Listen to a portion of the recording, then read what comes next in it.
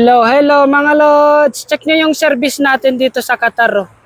Ito yung kabayo natin dito mga idol. Binalutan ko ng plastic kasi nasira na yung upuan mga idol. Oh. Nabasag na siya. At saka gumagalaw-galaw na rin siya. Tignan nyo naman. Oh. Nabili lang natin yan ng 200 real mga idol sa tropa natin. Wala tayong pambili ng brand new mga idol. Pang 1 month salary ang ano. So itong alaga natin na kabayo mga idol ay binili natin sa tropa natin 200 real. Wala tayong pambili ng brand new, mahal kasi. Parang equivalent sa 1 month salary natin yung kabayong bago na ganito. Nasa 1,300, 1,500, ganyan, 2,000. So buti na lang nakabili tayo ng mura-mura. Medyo meron lang sira konti pero okay na lang din mga idol. No? Mahirap kasi walang service dito. Malayo pa yung kampo natin. So yung kampo natin nandun pa mga 3 to 5 kilometers pa mga idol. Minsan namamasyal tayo rito, bumibili tayo dyan. Sa mga nagtatanong na saan daw tayo, dito tayo sa Rasabo Abod, malapit tayo sa airport mga idol.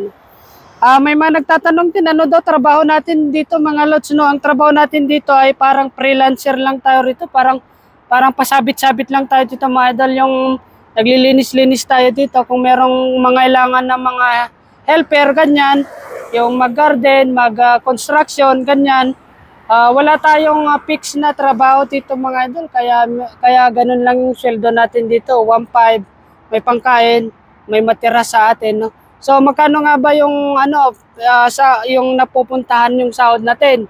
So 300, iniiwan ko yan sa sarili ko, pangkain-kain. Tapos siguro mga 10,000 pesos padala sa Pilipinas.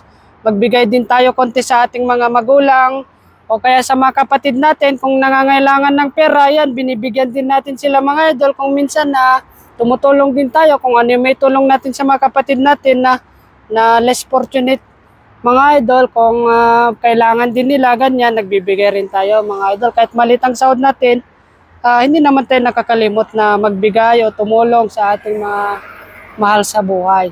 Ayun. So, nasaan ka ngayon idol? Paki-comment naman dyan sa baba. Grabe, napakainit po ngayon sa Qatar. So, kahit hindi ka mag-exercise or tumakbo dito, talagang pagpapawisan ka sa Mariosep. Ayun. Ayan, so ganito lamang po sa Qatar kapag hindi ka mamasyal or lumabas, medyo parang nakakalungkot din, no? So, ingat-ingat na lang po sa inyong lahat yan. At saka siya nga pala, marami nagme-message sa Facebook natin no, na yung mga na mag-promote daw ng sugal. Pasensya na kayo, hindi po tayo nagpo-promote ng mga sugal mga idol. No? Stricto po tayo, ganyang mga bagay, hindi po maganda yung pagsusugal mga idol. Alam nyo, number 1 na yata ang Pilipinas sa top gambling in the Philippines mga lord. No? So iwasan nyo yung pagsusugal mga hindi maganda yan. Sabi nila, promote ko daw yung mga nila, yung parang mga sugal-sugal no, online. Napansin ko, maraming mga content creator ngayon, mga vlogger, mga influencer, nagpo-promote ng mga sugal, nakakalungkot mga idol, no? So, lalong humihirap ang mga Pilipino dahil dyan, na-addict na sa sugal.